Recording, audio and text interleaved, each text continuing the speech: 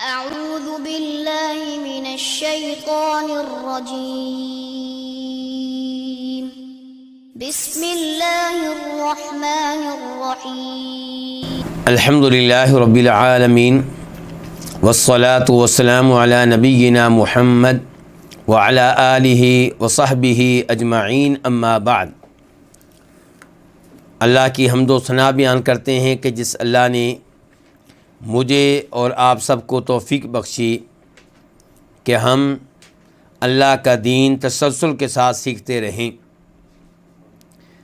اللہ رب العزت اس پہ ہمیں دوام اور استقامت عنایت فرمائے، اور اللہ تعالیٰ صحیح معنوں میں اخلاص کے ساتھ یہ علم لینے کی توفیق بھی دیتا رہے، اور اس پہ عمل پیرا ہونے کی توفیق بھی دیتا رہے، اور یہ پیغام باقی لوگوں تک پہنچانے کی توفیق بھی دے۔ آج ہم الدرر البہیہ کے ساتھ ہیں، جس کے مؤلف کون ہیں؟ امام محمد بن علی الشوکانی رحمہ اللہ۔ کتاب کا نام ہے الدرر البہیہ فی المسائل الفقہیہ۔ فقہی احکام و مسائل پہ مشتمل یہ کتاب ہے، اور کتاب کے مؤلف کی خوبی یہ ہے کہ وہ کتاب و سنت کے مطابق مسائل بیان کرنے کی کوشش کرتے ہیں، اور کسی امام، کسی مسلک، کسی جماعت کی وجہ سے قرآن کی آیت کو پیچھے کر دیں، یا نبی علیہ الصلوۃ والسلام کی حدیث کو مسترد کر دیں، یا اس کی تعویل کریں، ایسا وہ نہیں کرتے، اور یہ بہت بڑی خوبی ہے۔ اس کتاب کی دو کتب ہم پڑھ چکے ہیں، نمبر 1 کتاب الطہارہ، نمبر 2 کتاب الصلاۃ، اور کتاب الصلاۃ کا آخری باب آج ہم پڑھنے لگے ہیں، الباب الخامس عشر، 15واں باب۔ یہ باب کیا ہے؟ باب صلاۃ الاستسقاء، نماز استسقاء کے بارے میں یہ باب ہے، یعنی کہ وہ نماز جو تب پڑھی جاتی ہے جب قحط سالی کی صورتحال ہو، بارش کی ضرورت ہو اور بارش نازل نہ ہو رہی ہو۔ اس موضوع پہ کچھ گفتگو ہم پہلے پڑھ چکے ہیں، کس کتاب میں؟ عمدۃ الاحکام میں، اور وہاں پہ انداز ہوتا ہے حدیثی، ان کے پہلے احادیث، پھر ہم کہتے ہیں کہ ان احادیث سے یہ مسائل معلوم ہوئے۔ اور آج جو ہم پڑھ رہے ہیں یہ فقہی ترتیب ہے، جس میں مسائل ذکر کیے جاتے ہیں، اور عام طور پہ دلائل مذکور نہیں ہوتے۔ دلائل مذکور ہوں بھی تو شرح میں ہوتے ہیں، متن میں نہیں ہوتے۔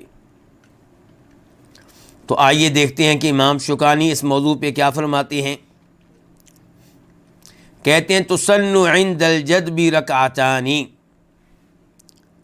الجدب قحط سالی، قحط سالی کے وقت 2 رکعتیں پڑھنا مسنون ہے، 2 رکعتیں پڑھنا یہ سنت ہے۔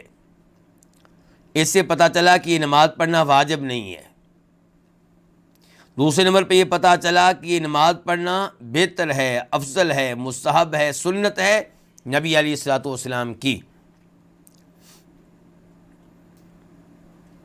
لیکن امام ابو حنیفہ رحمہ اللہ اس موضوع پہ کیا فرماتے ہیں؟ میں ان کا موقف، ان کے مسلک کی کتاب قدوری سے آپ کے سامنے رکھنا چاہوں گا۔ صاحب قدوری کہتے ہیں، یعنی کہ خود امام قدوری اپنی کتاب قدوری کے نام سے جو معروف ہے اس میں کہتے ہیں، قال ابو حنیفہ لیس فی الاستسقاء صلاۃ مسنونۃ فی جماعۃ، بارش طلب کرنے کے معاملے میں کوئی ایسی نماز نہیں ہے جو مسنون ہو، سنت سے ثابت ہو، جسے جماعت کے ساتھ پڑھا جائے۔ فَإِن صَلَّى النَّاسُ وُحْدَانًا جَازَ، اگر لوگ الگ الگ نماز پڑھ لیں تو یہ جائز ہوگا۔ وَإِنَّمَا الْإِسْتِسْقَاءُ الدُّعَاءُ وَالْإِسْتِغْفَارُ، استسقاء تو نام ہے صرف اللہ تعالیٰ سے دعا کرنے کا، بارش کی دعا، اور دعائے مغفرت کا، یعنی کہ اپنے گناہوں کی بخشش۔ وقالا، مؤلف کہتے ہیں، کس کتاب کے مؤلف؟ مختصر القدوری کے مؤلف کہتے ہیں وہ کہتے ہیں کہ امام ابو حنیفہ کے دو شاگرد امام محمد اور امام ابو یوسف فرماتے ہیں کہ یصلی الامام بالناس رکعتین، امام لوگوں کو 2 رکعتیں پڑھائے۔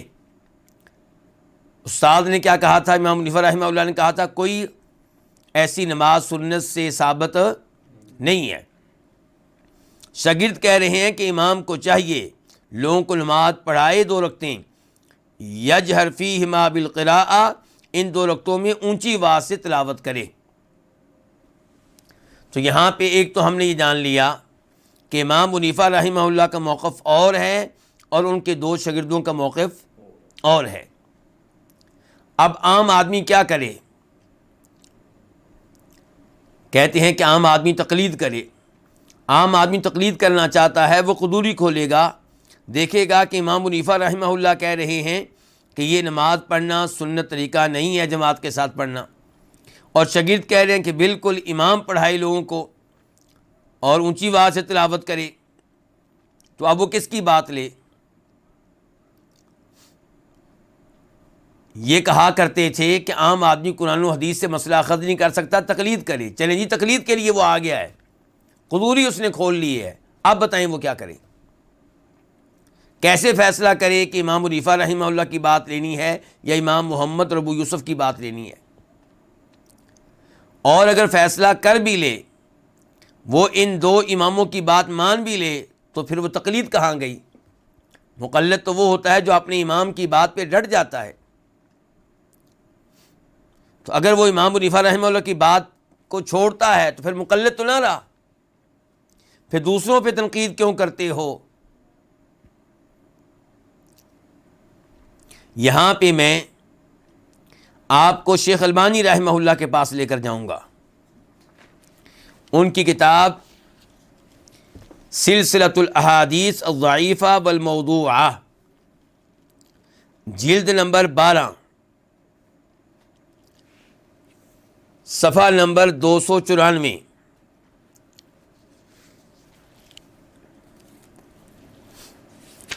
اس کتاب میں امام شیخ البانی رحمہ اللہ ایک حدیث لے کر آئے ہیں۔ پہلے حدیث آپ کے سامنے رکھ دوں، حدیث کا نمبر ضعیفہ میں ہے 5630، 5630۔ یہ بنیادی طور پہ کتاب کس موضوع پہ ہے؟ اس میں انہوں نے ضعیف اور من گھڑت روایات جمع کر دی ہیں۔ تو یہاں پہ ایک روایت کو لے کر آئے ہیں جس کو وہ ضعیف سمجھتے ہیں۔ روایت کیا ہے کہ خرج نبی اللہ صلی اللہ علیہ وسلم یوما یستسقی، ایک دن نبی علیہ الصلوۃ والسلام نکلے کس کام سے؟ بارش کی دعا کرنے کے لیے۔ فصلی بنا رکعتین، تو آپ نے ہمیں 2 رکعتیں پڑھائیں، بغیر اذان ولا اقامہ، بغیر اذان اور بغیر کسی اقامت کے۔ ثم خطبنا، پھر ہمیں خطبہ دیا۔ تو پہلے کیا کیا ہے؟ نماز، بعد میں کیا ہے؟ خطبہ۔ اب یہ گفتگو آپ نے دھیان سے سننی ہے۔ ودعا اللہ، اور اللہ تعالیٰ سے دعا کی۔ وحول وجہہ نحو القبلہ رافعا یدا، اور اپنا چہرہ قبلہ کی طرف کر لیا، اپنے ہاتھوں کو آپ نے اٹھایا ہوا تھا۔ ثم قلب رداء، پھر آپ نے اپنی چادر کو پلٹا۔ فجعل الایمن علی الایسر، چادر کے دائیں حصے کو بائیں کندھے پہ کیا اور بائیں حصے کو دائیں کندھے پہ کیا۔ شیخ البانی اس حدیث کو روایت کرنے کے بعد کہتے ہیں منکر بذکر الخطبۃ بعد الصلاۃ، کہ اس حدیث میں جو اس بات کا تذکرہ آیا ہے کہ پہلے نماز بعد میں خطبہ، یہ چیز ثابت نہیں ہے۔ اس روایت کو ویسے بیان کرنے والے کون ہیں؟ امام احمد، امام ابن ماجہ، ابن خزیمہ، طحاوی، بہقی وغیرہ۔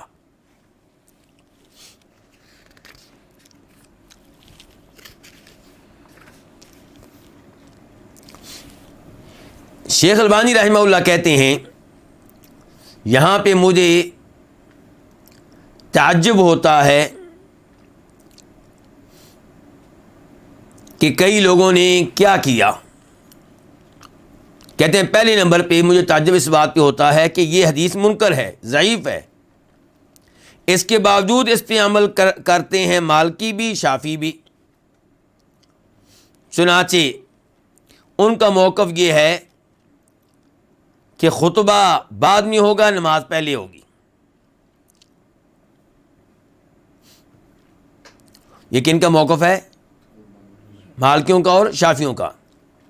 شیخ البانی کہتے ہیں منص علی ذلک مالک فی الموطا، اور امام مالک نے موطا میں یہ بات صراحت سے کی ہے، کیا؟ کہ پہلے نماز بعد میں خطبہ۔ اور یہی بات امام شافعی نے بیان کی اپنی کتاب الام میں، اور ان کی پیروی کی ہے امام ابو یوسف رحمہ اللہ نے، جیسا کہ ان کے موقف کو بیان کیا امام ابو جعفر طحاوی نے۔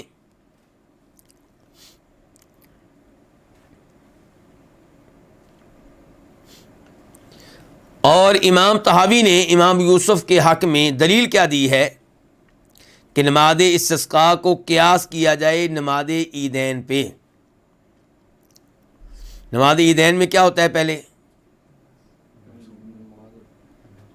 پہلے نماز بعد میں خطبہ، تو انہوں نے کہا جی نماز استسقاء میں بھی کیا ہوگا؟ پہلے نماز بعد میں خطبہ۔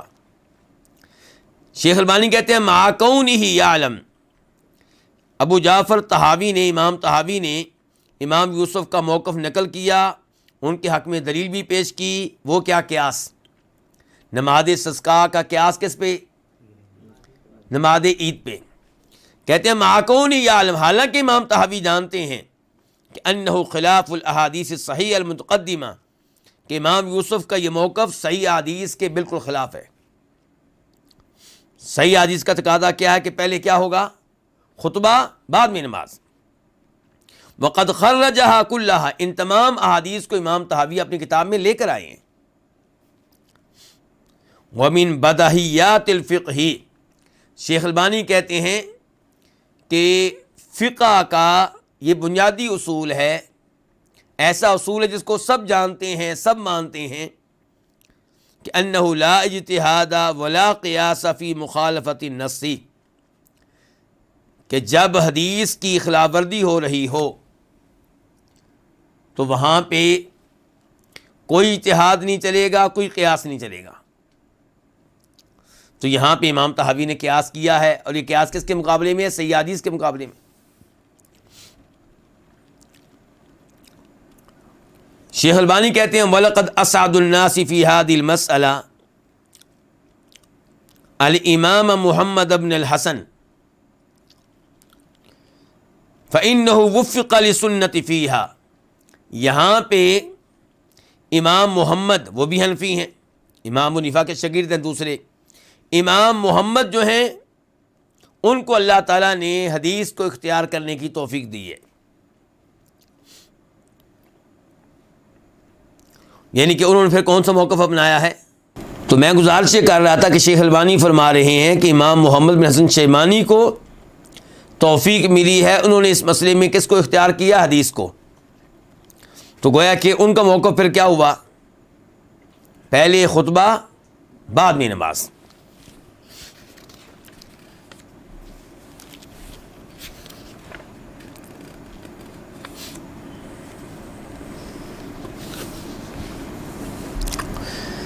شیخ البانی کہتے ہیں دوسرے نمبر پہ مجھے تعجب یہ ہے، میرے نزدیک عجیب بات یہ ہے کہ شافعی اور حنفی لوگ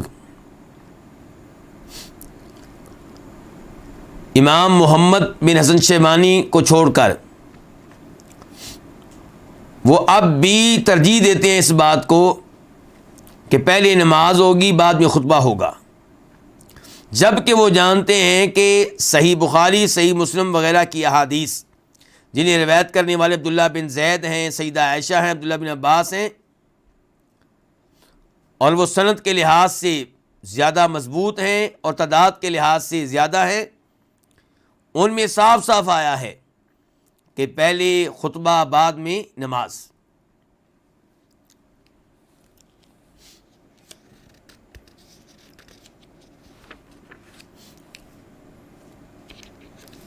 اس کے بعد تیسرے نمبر پہ شیخ البانی کہتے ہیں اور یہ بات وَهُوَ أَغْرَبُ وَأَعْجَبُ، یہ سب سے زیادہ عجیب و غریب بات ہے. وہ کیا کہ استمرار الحنفیۃ فی متونہم علی انکار شرعیت الجماعت فی صلاۃ الاستسقاء، کہ حنفی اب بھی اپنے فقہی متون میں نماز استسقاء کو جماعت کے ساتھ ادا کرنے کی شرعیت اور سنیت کا انکار کرتے ہیں. کہتے ہیں مجھے اس پہ تعجب ہے. کہتے ہیں آپ اس کے لیے دیکھ لیں ان کی شرح الکنز دیکھ لیں امام عینی کی، البحر الرائق دیکھ لیں ابن نجیم مصری کی، الدر المختار دیکھ لیں اس کی شرح رد المختار کے ساتھ. شیخ البانی کہتے ہیں یہاں پہ تعجب کس بات پہ کر رہے ہیں شیخ البانی؟ مجھے پتا چلے آپ میرے ساتھ ہیں کہ نہیں، کہ حنفی لوگ اب بھی اپنی متون میں جو فقہی متون انہوں نے لکھے ہیں وہاں پہ وہ نماز استسقاء کو جماعت کے ساتھ پڑھنے کی شرعیت اور سنیت کا کیا کرتے ہیں؟ انکار کرتے ہیں. اس کے بعد کہتے ہیں شیخ البانی کل ذالک منہم خلاف للاحادیث والآثار، اور یہ سب صحیح احادیث کے خلاف ہے، احادیث اور آثار کے خلاف ہے. بل و خلاف قول الامامین ابی یوسف و محمد، بلکہ ان کا یہ موقف امام ابو یوسف اور امام محمد کے فتوے اور قول کے بھی خلاف ہے.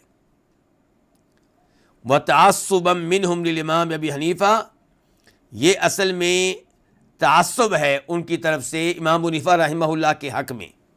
ان کے امام ابو حنیفہ رحمہ اللہ کی بات آ جائے تو اس کو اتنی مضبوطی سے پکڑ لیتے ہیں یہ لوگ کہ احادیث کو چھوڑ دیتے ہیں، آثار کو چھوڑ دیتے ہیں. کہتے ہیں فَإِنَّهُ تَفَرَّدَ بِذَلِكَ مِن بَيْنِ الْأَئِمَّةِ،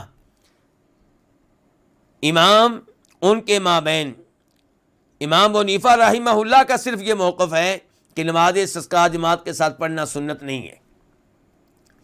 اور یہ یہاں پہ چاہیے تھا کہ امام ابو حنیفہ رحمہ اللہ کو چھوڑ دیتے، احادیث کو دیکھ کر، آثار صحابہ کرام کے دیکھ کر، اور امام ابو یوسف امام محمد کا موقف دیکھ کر، لیکن یہ ان کے ساتھ کھڑے ہوئے ہیں تعصب کرتے ہوئے. شیخ البانی فرماتے ہیں بل ان ظاہر کلامہ انہ ینکر شرعیت الصلاۃ للاستسقاء مطلقا، کہتے ہیں کہ امام ابو حنیفہ رحمہ اللہ کے کلام پہ اگر آپ غور کریں تو یوں لگے گا کہ وہ نماز استسقاء کو مطلق طور پہ نہیں مانتے، یعنی کہ نہ جماعت کے ساتھ اور نہ تنہا پڑھنے کو. وَسَلَفُوا فِي ذَلِكَ ابراہیم النخعی، اور انہوں نے اس معاملے میں اپنے سامنے کس کو رکھا ہے؟ امام ابراہیم نخعی کو. فَإِنَّهُ كَانَ لَا يُصَلِّي، کیونکہ وہ یہ نماز نہیں پڑھتے تھے. اس بارے میں مزید گفتگو کرنے کے بعد کہتے ہیں شیخ البانی قلت ورأيهما هذا لا يمكن توجيهه إلا على أنه لم تبلغهم تلك الأحاديث الصحيحة والآثار عن السلف وإلا لقالوا بها. اب سوال پیدا ہوتا ہے ٹھیک ہے جی امام حنیفہ رحمہ اللہ نے اس نماز کا انکار کر دیا، ابراہیم نخعی بھی یہ نماز نہیں پڑھتے تھے، اب ہم کیا ان کے اوپر کوئی سخت فتویٰ لگائیں، ان کی بے ادبی کریں، ان کی گستاخی کریں، ان کی توہین کریں؟ نہیں. شیخ البانی کتنے ادب کے ساتھ، کتنے احترام کے ساتھ گفتگو کر رہے ہیں. کہتے ہیں ان دونوں کی یہ رائے، کن دونوں کی؟ امام ابو حنیفہ رحمہ اللہ اور ابراہیم النخعی، ان دونوں کی یہ رائے، اس کی ایک ہی توجیہ ممکن ہے. وہ کیا کہ ان کو یہ صحیح حدیث نہیں ملی ہوں گی، ان کو سلف کے یہ آثار نہیں ملے ہوں گے، ورنہ اگر یہ احادیث ان کو مل جاتی، یہ آثار ان کو مل جاتے، لقالوا بہا، تو وہ ان احادیث کو اپنا لیتے، اپنا موقف ان کے مطابق اختیار کرتے. وکانوا مع الجماعہ، اور وہ بھی دیگر علماء کرام کی صف میں کھڑے ہوتے. اذ من المقطوع به، کیونکہ یہ بات پکی ہے، انہ لا عدا بین احد و بین سنہ، کہ ان کے مابین اور سنت کے مابین کوئی دشمنی تو نہیں ہے، وہ جان بوجھ کے حدیث کو چھوڑنے والے نہیں ہیں. خصوصاً وہ جو امام ہیں، کیف وہم القائلون، کیسے ممکن ہے کہ وہ جان بوجھ کے حدیث کو چھوڑیں، جب کہ وہ یہ کہا کرتے تھے کہ اذا صح الحدیث فهو مذہبی، کہ صحیح حدیث مل جائے تو میرا یہی مسلک ہے، میرا یہی موقف ہے۔ کہتے ہیں وَإِنَّ فِي مَوْقِفِهِمَا هَذَا مِنْ هَذِهِ الصَّلَاةِ الْمَسْنُونَةِ تَنْبِيهًا عَلَىٰ أَمْرَيْنِ هَامَيْنِ۔ امام ابو حنیفہ رحمہ اللہ، امام ابراہیم نخعی، ان دونوں نے یہ موقف اپنایا کہ نماز استسقاء سنت نہیں ہے۔ اس سے ہمیں دو اہم چیزوں کے بارے میں پتہ چل رہا ہے۔ یہاں پہ دو اہم چیزیں جو ہیں ان کے بارے میں تنبیہ جو ہے وہ مناسب ہوگی۔ نمبر ایک، ان الاصل فی العبادات المنع الا لنص، کہ عبادت میں اصل کیا ہے، کوئی بھی عبادت میں اصل کیا ہے کہ کرنی چاہیے کہ نہیں کرنی چاہیے۔ عبادات میں اصول یہ ہے کہ کوئی بھی عبادت کرنے کی آپ کو اجازت نہیں ہے سوائے اس عبادت کے جس کے بارے میں نص آ جائے، آیت آ جائے، حدیث آ جائے۔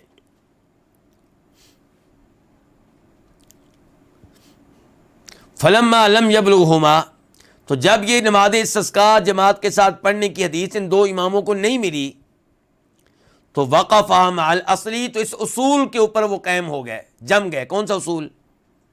کہ جو عبادت ثابت نہیں ہے وہ کرنی نہیں ہے۔ ولولا ذلك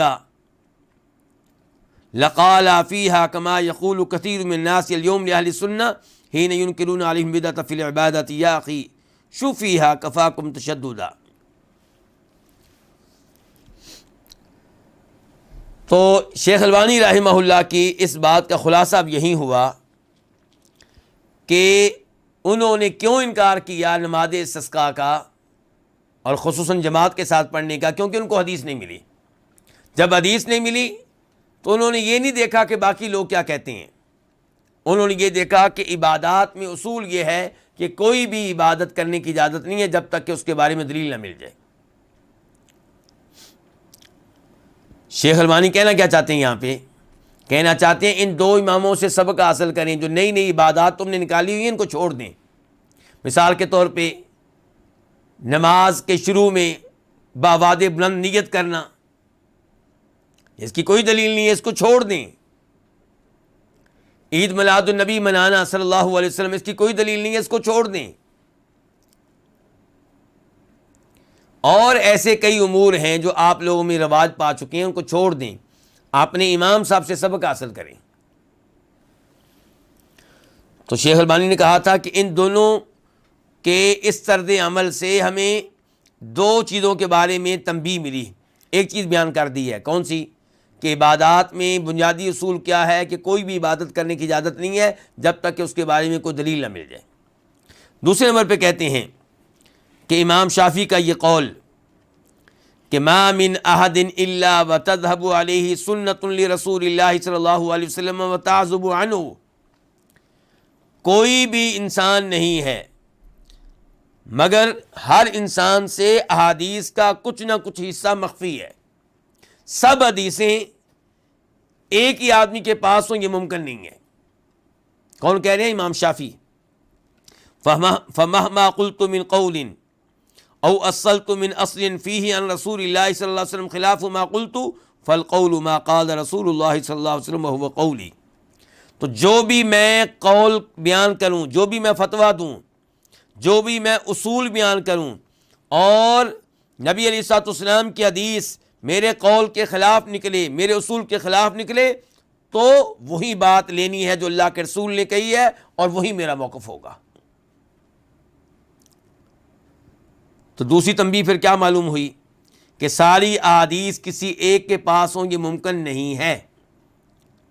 تو اس کا مطلب یہ ہوا کہ آپ کا امام کسی معاملے میں فتویٰ دیتے ہوئے غلطی کر سکتا ہے، کیونکہ سب احادیث اس کے پاس نہیں ہیں، کسی کے پاس بھی نہیں ہے۔ کہتے ہیں امام شافعی کی طرح وَنَحْوُهُ قَوْلُ الْأَئِمَّةِ الْمُتَقَدِّمِ، امام شافعی کی طرح ہی اقوال ملتے ہیں دیگر ائمہ کرام کے۔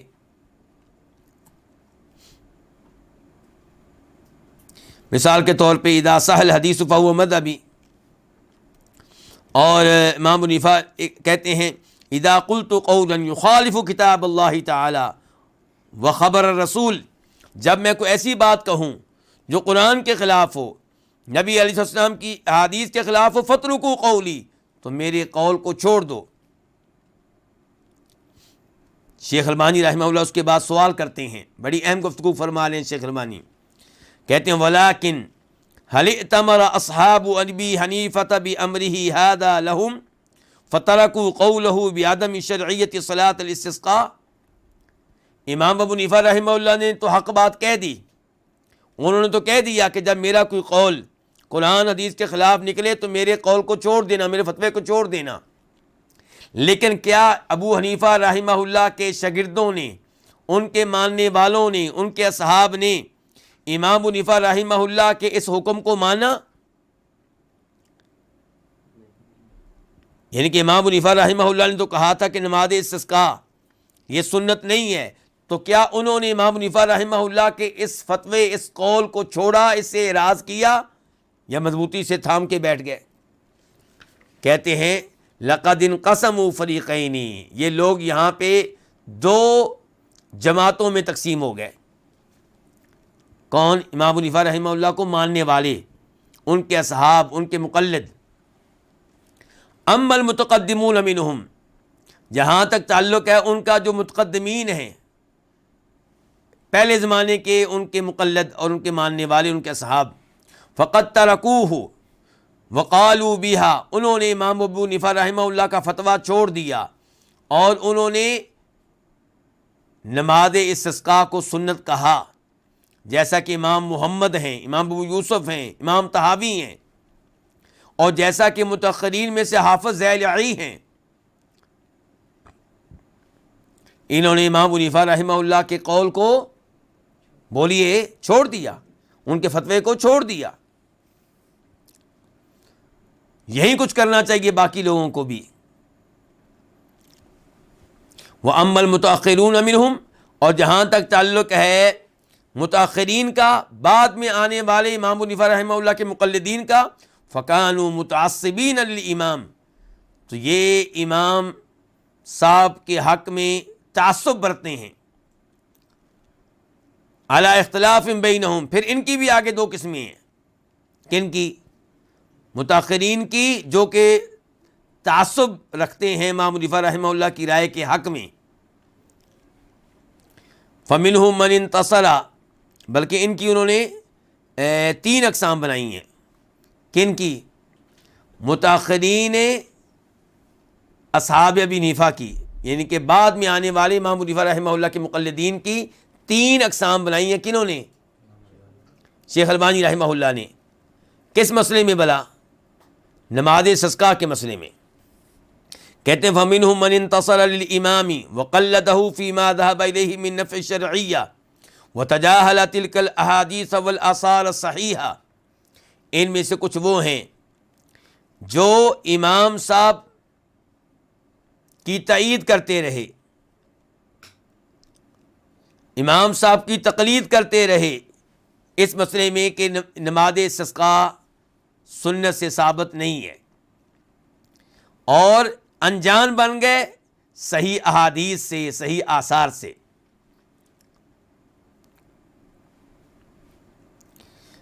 کہتے ہیں بل وَنَفَى مَا لَمْ يَنْفِ الْإِمَامُ، بلکہ انہوں نے اس چیز کی بھی نفی کر دی جس کی نفی ان کے امام نے نہیں کی تھی۔ جیسا کہ صاحب ہدایہ ہیں، وہ کیا کہتے ہیں ہدایہ میں؟ وَرَسُولُ اللَّهِ صلی اللہ علیہ وسلم اسْتَسْقَى وَلَمْ تُرْوَ عَنْهُ الصَّلَاةُ، کہ نبی علیہ الصلوۃ والسلام نے بارش کے لیے دعا تو کی ہے، لیکن آپ سے نماز پڑھنے کے بارے میں کوئی روایت نہیں آتی۔ کتنی بڑی جسارت ہے یہ کہہ دینا کہ نماز پڑھنے کے بارے میں کوئی روایت نہیں آتی۔ کہتے ہیں فرد علیہ الحافظ ذیلعی، تو امام ذیلعی جو ہیں وہ بھی حنفی ہیں، انہوں نے الہدایہ کی احادیث کی تخریج کی ہے، تو وہ نصب الرایہ میں کہتے ہیں اما استسقاہ علیہ السلام فصحیح ثابت، جہاں تک تعلق ہے اس بات کا کہ نبی علیہ السلام نے بارش کی دعا کی ہے تو یہ بات درست ہے، صحیح ہے، ثابت ہے۔ وَأَمَّا أَنَّهُ لَمْ يُرْوَ عَنْهُ الصَّلَاةُ، اور جہاں تک تعلق ہے صاحب ہدایہ کی اس بات کا کہ آپ سے یہ نماز پڑھنا اس کی کوئی روایت نہیں ہے، فہذا غیر صحیح، یہ صاحب ہدایت کی بات درست نہیں ہے، بل صح انہ صلی فیہ، بلکہ صحیح حدیث سے ثابت ہے کہ آپ نے بارش کے لیے نماز پڑھی ہے، نماز استسقاء آپ نے پڑھی ہے۔ تو یہ پہلا گروپ ہو گیا کن کا؟ متاخرین اصحاب ابی حنیفہ رحمہ اللہ کا۔ دوسرا گروپ، اور یہ گفتگو میں کس کی آپ کے سامنے رکھ رہا ہوں؟ شیخ البانی رحمہ اللہ کی۔ وَمِنْهُمْ مَنْ لَمْ يَسْتَطِعْ أَنْ يُنْكِرَ رِوَایَتَهَا، اور کچھ وہ ہیں جو نماز استسقاء کے بارے میں آنے والی روایات کا انکار نہیں کر سکے۔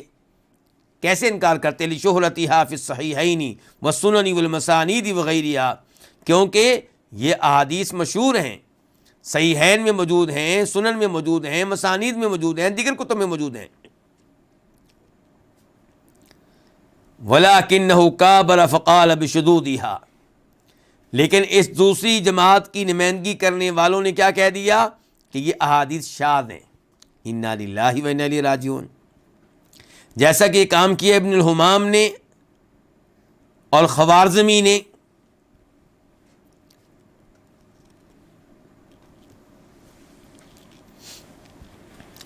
تو شیخ البانی رحمہ اللہ آگے چل کے کہتے ہیں کہ 3 صحیح احادیث،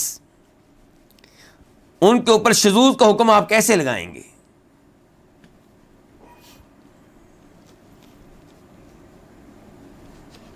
کہتے ہیں اگر یہ احادیث شاذ ہیں تو پھر دنیا میں صحیح احادیث کا وجود ہی نہیں ہے جو شذوذ سے پاک ہوں۔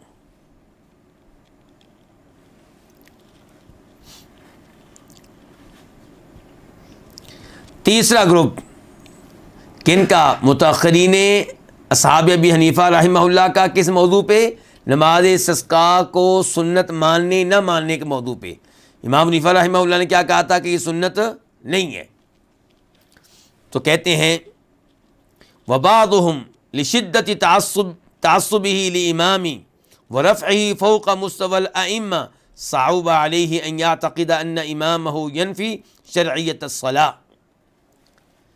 کہ بعد ایسے ہیں جو شدید تعصب رکھتے ہیں امام صاحب کے حق میں، اور امام صاحب کو اماموں والے مقام و مرتبہ سے بھی اوپر لے جاتے ہیں۔ تو یہ جو ہیں ان کے لیے بڑا مشکل تھا کہ یہ رائے اپنا لیں کہ ان کے امام صاحب نماز استسقاء کی سنیت کا انکار کرتے ہیں، کیونکہ اس کا لازمی نتیجہ یہ نکلے گا کہ یہ ماننا پڑے گا کہ ان کے امام صاحب کو یہ احادیث نہیں مل سکیں، وہ ان احادیث کو نہیں پا سکے۔ تو اس لیے انہوں نے امام صاحب کے کلام کی تعویلیں کی۔ پہلی تعویل کہتے ہیں کہ امام صاحب کا مطلب یہ ہے کہ یہ نماز جماعت کے ساتھ پڑھنا سنت نہیں ہے۔ ان کا یہ مطلب نہیں ہے کہ جائز ہی نہیں ہے۔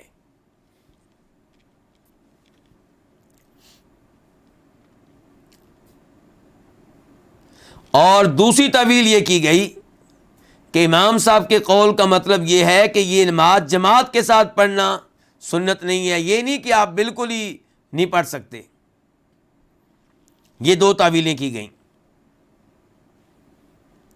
شیخ البانی آگے چل کے کہتے ہیں وَلَيْسَ يَخْفَىٰ عَلَىٰ أَحَدٍ أَنَّ ذَلِكَ كُلَّهُ تَكَلُّفٌ بَارِدٌ، کسی سے بھی یہ بات مخفی نہیں، یہ سارے کا سارا تکلف ہے۔ بس امام صاحب کے قول کو درست ثابت کرنے کے لیے تکلف کیا جا رہا ہے۔ وَأَنَّ عِبَارَةَ الْإِمَامِ صَرِيحَةٌ فِي إِنْكَارِ شَرْعِيَّةِ صَلَاةِ الِاسْتِسْقَاءِ، اور امام صاحب کی گفتگو واضح ہے اس معاملے میں کہ وہ نماز استسقاء کی سنیت کا انکار کرتے ہیں۔ اس لیے یہ تعویلیں جو اوپر کی گئی ہیں سب باطل ہیں، کیونکہ امام صاحب کے الفاظ یہ ہیں لا نرا فی الاستسقاء صلاۃ، کہ ہماری رائے یہ ہے کہ بارش کی دعا کے معاملے میں کوئی نماز نہیں ہے۔ وہ کیا کہہ رہے ہیں؟ کوئی نماز نہیں ہے۔ اس کا مطلب یہ ہے کہ نہ تنہا نماز ہے نہ جماعت کے ساتھ نماز ہے، اور اس کا مطلب یہ ہے کہ نہ سنت ہے اور نہ ویسے پڑھنے کی اجازت ہے۔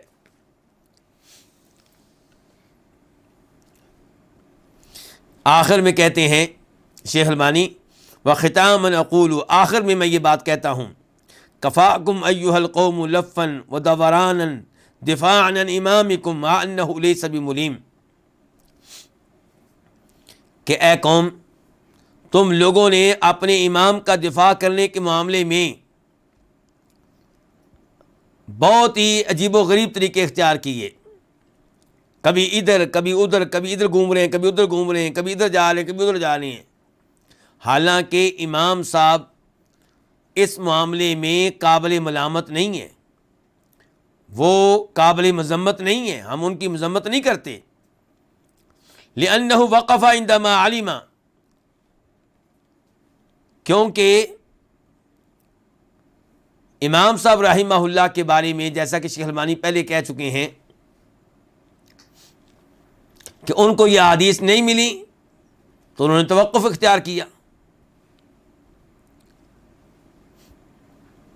فعلیکم باتباع ما ثبت فی السنہ، تمہیں چاہیے کہ تم اس کی پیروی کرو جو صحیح حدیث سے ثابت ہے، فإنہا ہی الاصل، یہ اصول ہے، یہ بنیاد ہیں، ان کے احادیث بنیاد ہیں۔ فإذا فاتت الامام فلم تفتکم، اگر یہ حدیث تمہارے امام سے چوک گئی، ان تک نہیں پہنچ سکی، تو تم تک تو پہنچ چکی ہے۔ وقامت بها الحجۃ علیکم، تو تم پہ حجت قائم ہو چکی۔ فقولوا للناس، تم لوگوں سے کہو، صلاۃ الاستسقاء سنۃ، کہ نماز استسقاء سنت ہے۔ فعلھا النبی صلی اللہ علیہ وسلم غیر مرۃ، اور آپ نے یہ نماز ایک سے زائد بار پڑھی ہے۔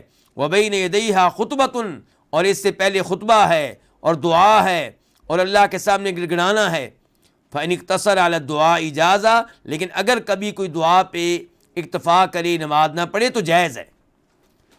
لیکن ما ذکر من الخطبۃ والصلاۃ منہ افضل، لیکن یہ جو خطبے کا تذکرہ آیا ہے، نماز کا تذکرہ آیا ہے، تو یہ صرف دعا کرنے سے زیادہ بہتر ہے۔ ھذا ھو الذی تحصل من الاحادیث الواردۃ فی ھذا الباب، اس باب میں آنے والی احادیث سے یہ کچھ خلاصہ نکلتا ہے۔ تو مجھے امید ہے کہ شیخ البانی رحمہ اللہ کے کلام سے ہم سب کو فائدہ ہوگا۔ کتنی شاندار انہوں نے گفتگو کی ہے کہ ائمہ کرام کا احترام کریں، اور ان کا غلط فتویٰ آئے تو آپ یہ سمجھیں کہ ان کو صحیح حدیث نہیں پہنچی ہوں گی، اسی لیے انہوں نے وہ فتویٰ دے دیا جو صحیح حدیث کے خلاف پڑتا ہے۔ لیکن اس کا مطلب یہ نہیں ہے کہ آپ آنکھیں بند کر کے، اندھے مقلد بن کے، ان کے اس فتوے کو جو صحیح حدیث کے خلاف ہے سینے سے لگائے رکھیں اور یہ کہیں کہ جناب والا ہم مقلد ہیں۔ یہ آپ کا انداز درست نہیں ہے۔ صحیح احادیث پہ عمل کریں، صحیح احادیث کو اپنائیں، اسی میں خیر ہے اور اسی میں انشاءاللہ نجات ہے۔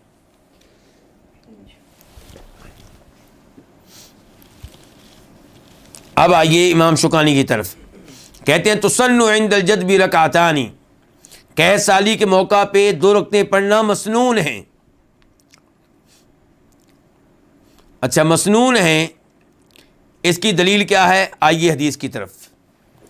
امام ابو داؤد رحمہ اللہ روایت کرتے ہیں، حدیث کا نمبر ہے 1173 1173، اور شیخ البانی رحمہ اللہ نے اس حدیث کو حسن درجے کی حدیث قرار دیا ہے۔ عن عائشہ رضی اللہ عنہا، روایت سیدہ عائشہ رضی اللہ عنہا سے، قالت، انہوں نے کہا، شکا الناس الی رسول اللہ صلی اللہ علیہ وسلم قحوط المطر، لوگوں نے نبی علیہ الصلوۃ والسلام سے شکایت کی بارش نہ ہونے کی، قحط سالی کی۔ فامر بمنبر، تو آپ نے ایک ممبر لانے کا حکم دیا۔ فوضع له فی المصلی، اس ممبر کو آپ کے لیے لگا دیا گیا، کہاں؟ نماز گاہ میں۔ تو پتہ چلا نماز استسقاء کہاں پڑھنی ہے؟ باہر کسی میدان میں، یہی سنت ہے۔ لیکن اگر کبھی آپ مسجد میں پڑھ لیں تو امید ہے کہ اس میں کوئی حرج نہیں ہوگا، لیکن سنت طریقہ کیا ہے؟ میدان میں۔ وَوَعَدَ النَّاسَ يَوْمًا يَخْرُجُونَ فِيهِ، اور آپ نے لوگوں کے ساتھ ایک دن طے کیا جس میں وہ نکلیں گے۔ اس سے پتہ چلا کہ پہلے اعلان ہو جائے کہ فلاں دن کو ہم نکلیں گے نماز استسقاء کے لیے۔ قالت عائشہ، سیدہ عائشہ کہتی ہیں فخرج رسول اللہ صلی اللہ علیہ وسلم، تو نبی علیہ السلام نکلے حین بدا حاجب الشمسی، جب سورج کی ٹکیا ظاہر ہوئی۔ تو اس سے کیا پتہ چلا کب نکلنا چاہیے اس نماز کے لیے؟ سنت طریقہ یہ ہے کہ سورج نکلنے کے 10-15 منٹ کے بعد آپ نکل جائیں۔ فقعد علی المنبر، چنانچہ آپ ممبر پہ بیٹھے تو آغاز خطبے سے کیا کہ نماز سے؟ خطبے سے، پہلے خطبہ بعد میں نماز۔ اور میں نے عمدۃ الاحکام کے درس میں بیان کیا تھا کہ حدیث سے ثابت ہے، وہ حدیث جو ہم نے وہاں پہ پڑھی تھی، بخاری شریف کی حدیث تھی کہ آپ نے پہلے خطبہ دیا بعد میں نماز پڑھائی۔ لیکن میں نے یہ بھی ذکر کیا تھا کہ علماء کرام کے اس بارے میں 2 موقف ہیں، کچھ کہتے ہیں کہ پہلے خطبہ بعد میں نماز، کچھ کہتے ہیں پہلے نماز بعد میں خطبہ۔ اور میں نے کہا تھا کہ امید ہے کہ دونوں قول ٹھیک ہوں گے، کیونکہ دوسرے قول کے حق میں بھی مسند احمد کی روایت آتی ہے، لیکن آج میں یہ بیان کر رہا ہوں کہ دوسرے موقف کے حق میں آنے والی روایت ضعیف ہے، اس لیے صحیح موقف یہی ہے کہ پہلے خطبہ بعد میں نماز۔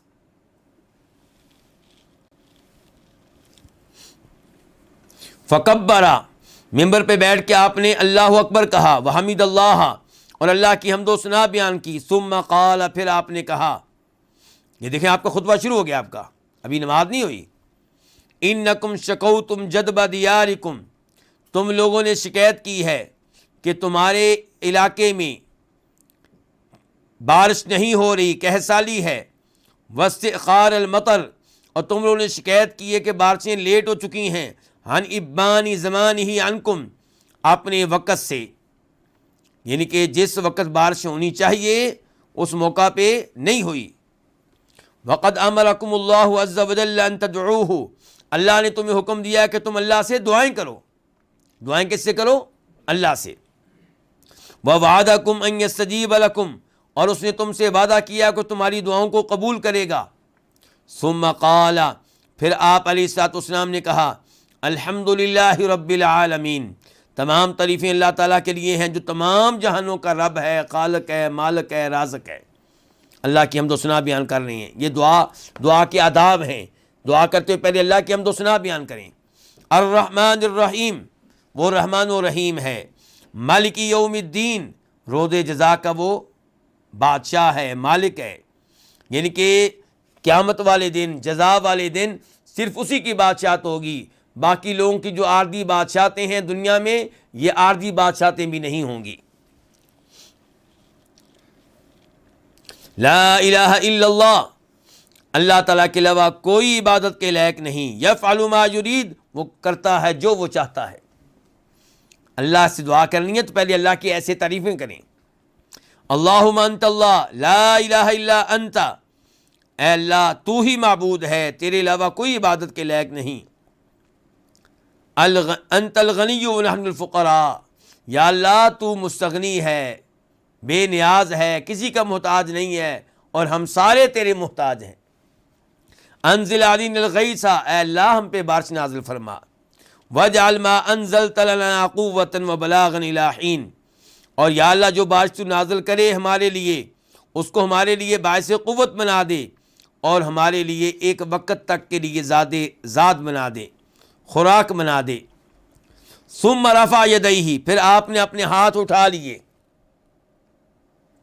پتہ چلا کہ امام ہاتھ اٹھائے۔ فلم یزل فی الرفع، اور مسلسل اٹھاتے ہی رہے، اوپر کرتے رہے، حتی بدا بیاض ابطیہ، یہاں تک کہ آپ کے بغلوں کی سفیدی نظر آنے لگی۔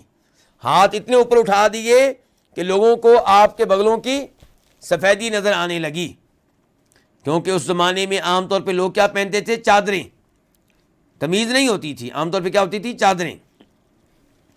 ثم حول الی الناس ظہرہ، پھر آپ نے اپنی پشت لوگوں کی طرف کر دی، منہ قبلے کی طرف کر لیا۔ وقلب او حول رداءہ، اور اپنی چادر کو بھی پلٹایا۔ وہو رافع یدیہ، چادر کو پلٹایا اس حال میں کہ آپ کے ہاتھ بلند تھے، یعنی کہ ایک ہاتھ سے کیا ہوگا، ہاتھوں کو آپ نے بلند ہی رکھا، دعا کا انداز ہے۔ ثم اقبل علی الناس، پھر آپ نے لوگوں کی طرف اپنا منہ کیا، ونزل، اور ممبر سے نیچے اترے، فصلی رکعتین، تو آپ نے 2 رکعتیں نماز پڑھائی۔ ہاں جی، پہلے خطبہ ہوا کہ پہلے نماز؟ پہلے خطبہ بعد میں نماز۔ فانشأ اللہ سحابۃ، تو اللہ نے ایک بدری پیدا فرمائی، فرعدت وبرقت، تو وہ کڑکی اور چمکی، ثم امطرت باذن اللہ، پھر اس نے اللہ کے حکم سے بارش برسائی، فلم یاتی مسجدہ، تو آپ اپنی مسجد میں نہیں پہنچے، حتی سالت السیول، یہاں تک کہ برساتی نالے پانی سے بہہ رہے تھے، اتنی بارش ہو چکی تھی۔ فلما رأى سرعتهم الى الکنی، جب آپ نے دیکھا کہ صحابہ کرام جلدی سے چھپروں کی طرف جا رہے ہیں، بارش سے بچنے کی کوشش کر رہے ہیں، ضاحکا، تو آپ ہنسے، اتنا ہنسے، حتی بدت نواجدہ، یہاں تک کہ آپ کی داڑھیں نظر آنے لگیں۔ کبھی بارش کے لیے کہہ رہے تھے، بارش ہوئی ہے تب چھپ رہے ہیں۔ فقال، تو آپ نے کہا، اشہد ان اللہ علی کل شیء قدیر، میں گواہی دیتا ہوں کہ اللہ تعالیٰ واقعی ہر چیز پہ قدرت رکھتا ہے، یعنی کہ کوئی بادل نہیں تھا، کچھ نہیں تھا، جب وہ مان گیا تو بارش اترنے میں 1 منٹ بھی نہیں لگا۔ وَأَنِّي عَبْدُ اللَّهِ وَرَسُولُهُ، اور میں یہ بھی شہادت دیتا ہوں کہ میں اللہ کا بندہ اور اللہ کا رسول ہوں۔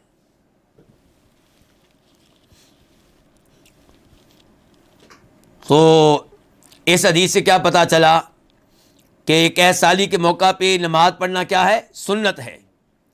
اس کے بعد کہتے ہیں امام شوکانی، بعدہما خطبۃ، ان 2 رکعتوں کے بعد خطبہ ہوگا، اور بتا چکا ہوں کہ یہ بات کیا ہے؟ ثابت نہیں ہے، اس بارے میں جو روایت آتی ہے وہ ضعیف ہے، اور جو حدیث ابھی ہم پڑھ کر ہٹے ہیں، اور اسی طرح بخاری شریف کی حدیث نمبر 1024 1024، ان 2 احادیث سے اور دیگر صحیح حدیث سے یہی معلوم ہوتا ہے کہ پہلے خطبہ ہوگا، بعد میں نماز ہوگی۔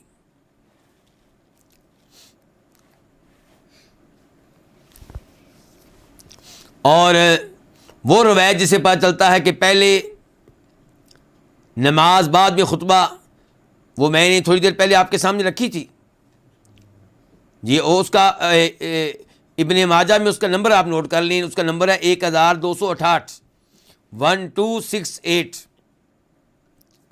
لیکن وہ ضعیف ہے۔ شیخ البانی رحمہ اللہ کیا کہتے ہیں اس حدیث کو ذکر کرنے کے بعد اپنی کتاب الضعیفہ میں؟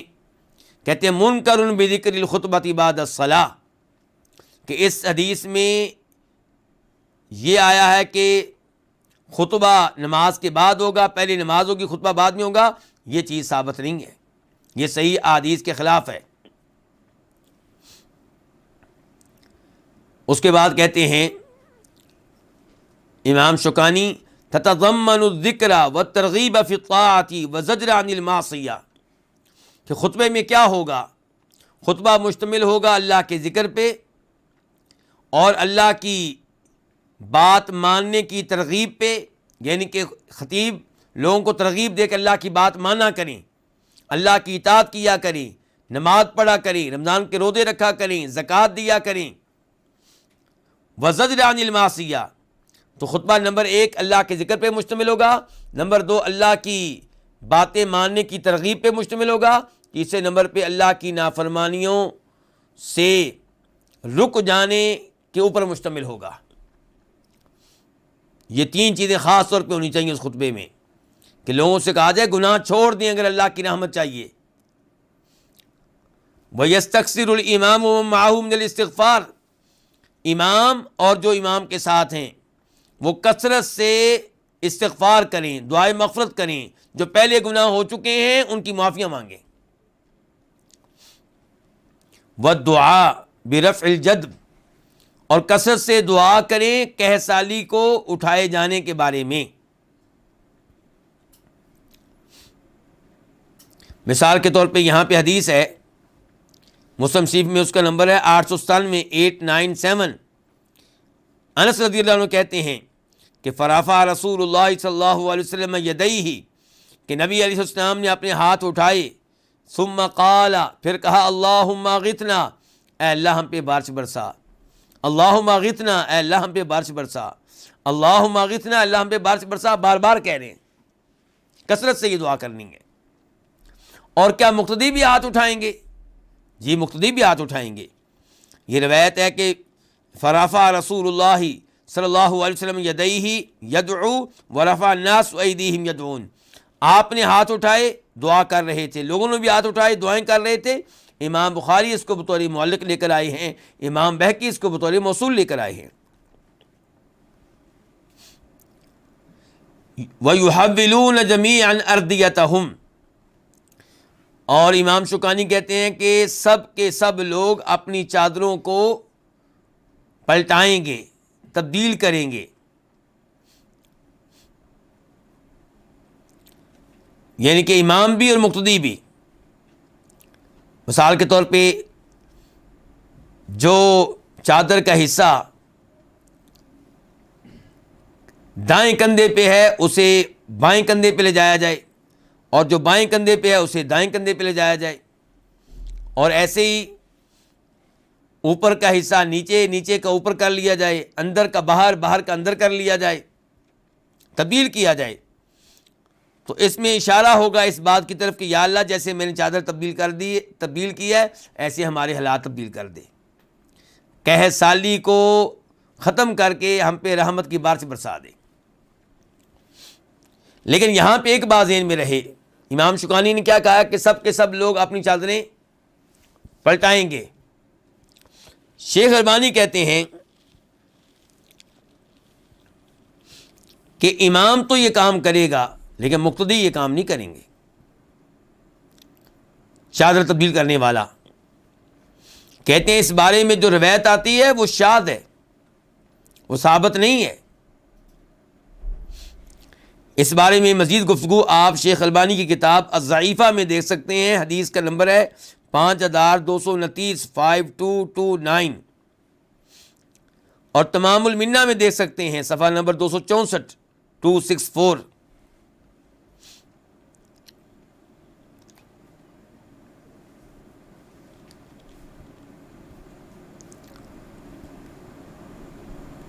تو یہیں پہ آج کے درس کا اختتام ہوتا ہے۔ بس ایک بات یہ ذکر کر دوں کہ 2 رکعتوں میں امام اونچی آواز سے پڑھے گا، جیسا کہ صحیح بخاری میں ہے کہ جہر فیہما بالقراءہ، آپ نے اونچی آواز سے تلاوت کی، حدیث کا نمبر ہے 1024 1024۔ اللہ رب العزت سے دعا ہے کہ اللہ تعالی ہمیں محنت کے ساتھ، توجہ کے ساتھ اپنا دین سیکھنے کی توفیق دے، اور اللہ تعالیٰ ان احادیث پہ عمل کرنے کی توفیق دے، یہ پیغام، یہ دینی احکام لوگوں تک پہنچانے کی توفیق دے، اور اللہ ان کو ہماری نجات کا سبب اور ذریعہ بنائے۔ وآخر دعوانا ان الحمد للہ رب العالمین۔